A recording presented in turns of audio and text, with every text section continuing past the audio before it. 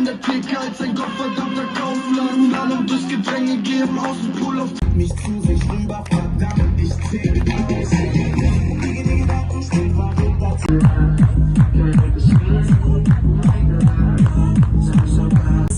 Ich muss mich bewegen, eine Szene im Rich Kids Haus.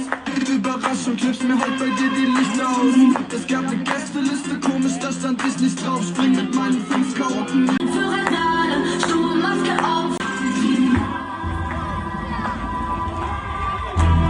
Germany ഇപ്പോൾ ഫാഷിംഗ് എന്നറിയപ്പെടുന്ന ഈസ്റ്ററിന് ഒരുക്കമായി നോമ്പ് കാലത്തിന് തൊട്ടു മുമ്പ് ആഘോഷിക്കുന്ന പരമ്പരാഗത കാർണിവൽ ഉത്സവ നിറവിലാണ്. ആഹ്ലാദത്തിന്റെയും ഉത്സവത്തിന്റെയും സമയമാണിത്. ഇതിനുശേഷം വിശ്വാസികൾ വലിയ നോമ്പിലേക്ക് പ്രവേശിക്കുന്നു. കത്തോലിക്ക വിശ്വാസികളുടെ സംസ്കാരത്തിൽ ആഴത്തിൽ പടർന്നു പിടിച്ച ഈ ആഘോഷം ഇന്നും ബവേറിയ, റൈൻലാൻഡ് എന്നീ മേഖലകളിൽ വിപുലമായി ആഘോഷിക്കുന്നു. ഫാഷിംഗ് ആഘോഷങ്ങൾ കുട്ടികളെയും മുതിർന്നവരെയും ഉൾക്കൊള്ളുന്നതാണ്. കിൻഡർ ഗാർഡനുകളിൽ, സ്കൂളുകളിൽ, യുവജന സമൂഹത്തിൽ, കുടുംബത്തിൽ ഇത് വ്യത്യസ്ത രീതികളിൽ ആഘോഷിക്കപ്പെടുന്നു. എല്ലാവരും വിവിധ വർണ്ണഭംഗിയുള്ള വസ്ത്രങ്ങൾ ധരിക്കുകയും വ്യത്യസ്ത കഥാപാത്രങ്ങളുടെ വസ്ത്രങ്ങൾ ധരിച്ച് ആഘോഷങ്ങളിൽ പങ്കെടുക്കുകയും ചെയ്യുന്നു. ഇവിടങ്ങളിൽ ഭംഗിയുള്ള പരേഡുകളും അലങ്കരിച്ച ഫ്ലോട്ടുകളും സംഗീതമേളകളും കോമഡി പരിപാടികളും അരങ്ങേറുന്നു. കൂടാതെ ഫാഷൻ കാലത്ത് കുട്ടികൾക്ക് മധുരപലഹാരങ്ങൾ വാരി വിതറുന്നത് മറ്റൊരു മനോഹരമായ പതിവാണ്.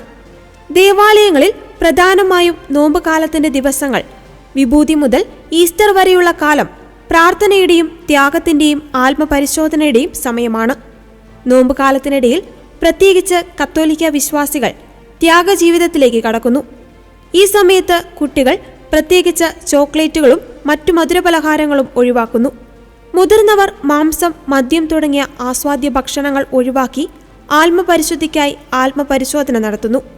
അനേകം വിശ്വാസികൾ ഈ കാലഘട്ടത്തിൽ ദൈനംദിന ദിവ്യബലിയിൽ പങ്കെടുക്കുവാനും പ്രാർത്ഥനയിൽ കൂടുതൽ സമയം ചിലവിടുവാനും ശ്രമിക്കുന്നു.